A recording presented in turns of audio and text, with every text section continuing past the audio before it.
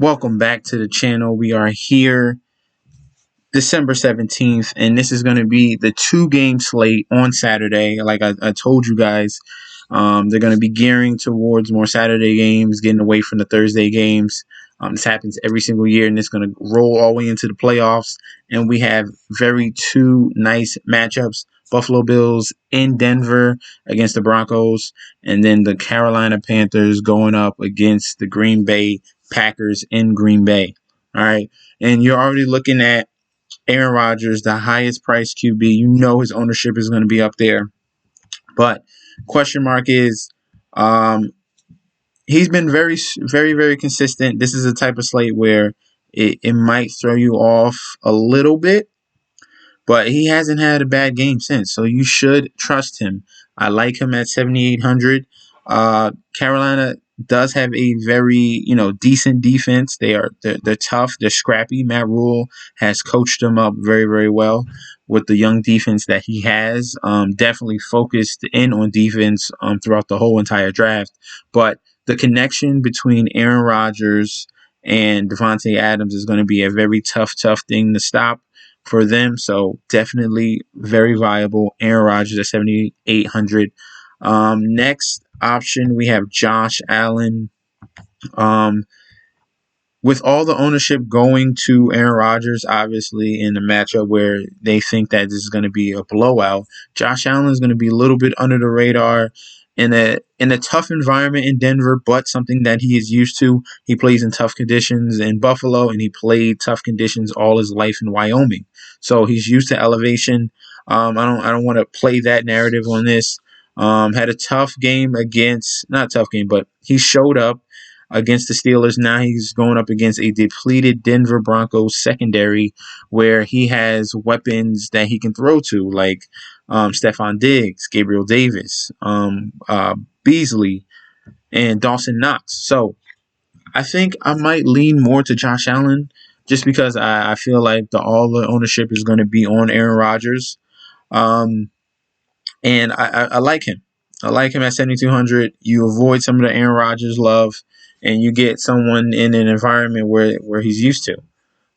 Next, we have, obviously, there's only 4 options. So next would be Drew Lock going up against the Buffalo Bills. Buffalo Bills defense has stepped up as of late, and Drew Lock is coming off of a stellar performance against Carolina. 4 TDs and a narrative where you think they're going to be down. Drew Lock can be a punt option.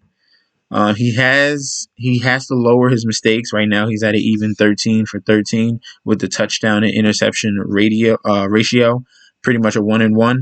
But as long as he limits the mistakes, he has weapons to throw to on this offensive side. They got Jerry Jeudy, they got Tim Patrick, they got KJ Hamler, they got Noah Fant. This is a very stacked offense for this young QB. They did very well in the draft to build around Drew Lock. He just has to execute. Technically, the Bills' defense is still not that great if you're just looking at statistics. But play wise, they came up against the Steelers and played well, only allowing 15 points. But shockingly, it was a letdown spot against San Francisco where they gave up 24. You don't really expect, that many points to San Francisco with a backup quarterback. So you're not going to – it's really a toss-up of which Buffalo defense we're going to get. So I would, hesitate on locking them in, but definitely they are a decent option with the fact that Drew Lock is mistake-prone. In the running backs department, we have Aaron Jones as the number 1. McCaffrey is doubtful, and Matt Rule came out and spoke about that. Aaron Jones, he's just not getting enough carries. Okay, he's supposed to be the lead back. Obviously, he was killing it at the beginning of the season with a 48 and a 22, more consistent, but he's sharing carries with Jamal Williams. They keep splitting touches. You want to see more receptions from him. This is a solid matchup, but not a great matchup. I'd rather pick on their passing D on Carolina than their rush defense. Aaron Jones at 73, I'm not smashing him in. Mike Davis, on the other hand, is in a good spot. Green Bay's run defense is horrible. They can't stop the run.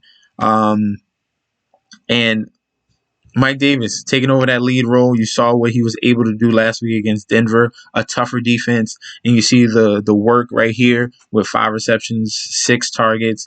This is basically your Dollar Tree version of Christian McCaffrey at 6,500, and he's going to get the touches on the receiving end and in the rushing department.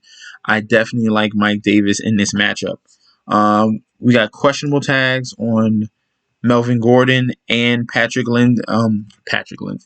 Lindsay. You're gonna have to wait on news on that, so please wait till Saturday or at least Friday after practice reports come out. You'll get a better idea of who's gonna be in and who's gonna be out. But obviously, I would lean Melvin Gordon. He's been becoming the lead back in this duo. And his running back by committee. Lindsey was more of a factor at the beginning of the year, but Melvin Gordon has taken over as of late. Jamal Williams, we spoke about him at 4,800. He's getting more and more carries. He's getting 17 against Chicago, 10 against Detroit, some work in the receiving game. So they are sharing the load right there. Zach Moss, I like him more than Devin Singletary. They trust him in the red zone. He's at 4,500, getting, over 10 touches a game. So that is something to look forward to.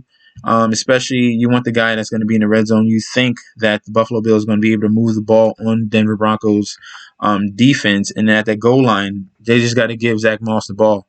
And they trust him in short yardage situations. He came up short last week against the Steelers, but Denver is be a better opportunity for him. And other than that, I'm not looking at these other running backs, Freeman and Jones and Yeldon. There's nothing there for me at all. My secondary running back, I'll throw in just matchup wise. I'll throw Zach Moss in as a cheap price play right there to go along with Josh Allen. Wide receivers, we don't even need to look at them. Devonta Adams is in a smash spot. There's no James Bradbury here for Carolina. I don't think they have a lockdown corner to stop this man. But game in and game out, unless an injury happens, he's not going to be stopped. Devonta Adams becomes someone that you put in every single lineup. Stefon Diggs is the question mark. Are we going to get the tough Denver D despite the injuries because it's in Mile High? Or are we going to get, since they're down 3 corners, you're going to have another field day for Stefon Diggs? This is what you're going to have to decide, because this could be a game script where lineups where you're just throwing Adams and Diggs in every single lineup and then trying to punt play. But they're both viable. I like both options, both wide receivers in this game. DJ Moore, I thought I saw he was activated. All right, see, like I said, right here, he's been cleared to play for Saturday, so this out signature should go away very soon. DJ Moore is back in the mix against the Green Bay Packers.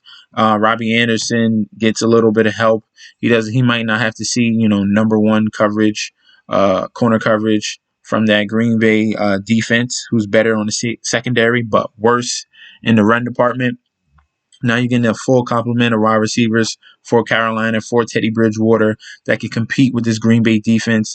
I like all 3 of these guys going up against Green Bay. I think this will be a closer game because the way Carolina plays. Matt Rule has really, done very well with these youngsters for the Carolina Panthers. So each one of these guys are viable. Robbie Anderson had a huge breakout year at the beginning of the season. Still seems like he's the number 1. He's going to finally eclipse 1,000 yards. Only 2 TDs, which is a question mark. But DJ Moore is still a number 1 target, and he's more that depth target. He's averaging 24 yards per catch here. As you can see, less receptions, but almost at that 1,000-yard mark. Still very, very productive. DJ Moore is getting TDs, and Curtis Samuel, he's going to be huge. Watch the injury report on him. Matt Rule has finally used him. This is a nice gadget guy to have. Use him in the rushing. He has exceptional speed at wide receiver. Curtis Samuel at 4,800 is definitely a punt play. Tim Patrick to go with your Drew Lock lineups. He's been coming on lately, very consistent. 12, 20, 19 the last 3 weeks, 10, 12. You see this? See this consistency what I'm talking about? Jerry Jeudy's been up and down. Tim Patrick is the guy at 4,300 who is going to give you consistency week in and week out. Other wide receivers to look at, Cole Beasley to go with your Josh Allen stacks. I like. So give me some Beasley. Give me some Gabriel Davis as well. And he's here at 4K. Nice cheap price. Since everyone's going to be on Devonta Adams, Allen Lazard comes in at a sleeper 4,100 at wide receiver. He can definitely have a breakout game against Carolina since all the attention is going to be on Devonta Adams. Lazard is the number 2 option in the offense between him and Robert Tonyan, and that's at tight end. We'll get to that later.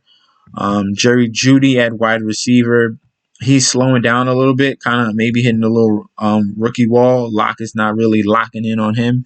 He's locking in on Tim Patrick and Noah Fant, getting all the targets. And now KJ Hamler is creeping up a little bit more. As you see, 6 targets, 5 and 3 in the last 3 games. Decent option. Nothing solid with him. He's more of a punt play, a dart to throw in at the end of your flex. Nothing substantial there. Deshaun Hamilton is very up and down. These guys here are really. I'm trying to stay away from these 3K guys. Maybe Isaiah McKenzie, but that's another dart throw. But you would stay in this 4K range, okay? Lazard is my favorite cheap option down here between him and Tim Patrick, okay? And then at the tight end position, we're going to start all the way up the top. I think Tonyan should be number 1. Yes, he is at 4,500. Tonyan has become a top 10 tight end this season. TDs exceptionally. Look at this. Look at this consistency. 4 weeks in a row with a touchdown. When they get in the red zone, Aaron Rodgers is connecting with Robert Tonyan. I like him at the tight end position. Other tight ends to look at besides Tonyan, Noah Fant, and Nick Vannett have been getting targets. Last week, 7 targets for Noah Fant. He was a little bit of an X factor against KC. And then they're using Nick Vannett as well. They're just staying in the middle of that field, working the middle between Tim Patrick, Vannett, and Noah Fant. And I think that's about it. I want to stay away from Dawson Knox. He's very, very hit or miss. He's been playing a little bit better. But if you want to with 2,800, you can. I want to stay away from that. And then I'm not looking at third string tight ends on Denver. It gets ugly after that because Knox and Croft are sharing snaps. And he's been inactive as of late, so that's why you see an uptick in Dawson Knox. So that's the cheapest I'm going at 2,800.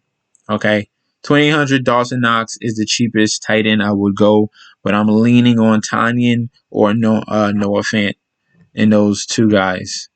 All right, and then defenses, we have the Packers as the highest priced defense. I think I want to stay away from them. I like Carolina to put up some points with getting healthier at the wide receiver spot, and I think Mike Davis can have a good rushing output in these Saturday games. I'm going to lean more to the Buffalo Bills. I thought they were the highest salary, but they're not. I'm going to lean more to the Bills because Drew Lock has a turnover propensity. And if you want to, I think I might just have Bills and everything. Bills, and you can get cute and put Panthers in there, but Bills. Definitely have the Bills. That's my favorite defense for the week. I basically gave you a whole entire lineup. Hope you enjoy these plays. Copy this and then fill in the flex, okay? And see how that goes. Let me know who you like in this 2-game showdown that we have. Like I said, we're going to get more and more of these. It's very interesting what ideas and lineups you can put together. But definitely like, comment, subscribe to the video. Also follow me on Instagram and Twitter at MetsNetsJetsD. If you have any questions, message me at on Instagram at MetsNetsJetsD, and I will get back to you. No problem. Thank you guys for tuning in. I will see you tomorrow with another video. Peace out.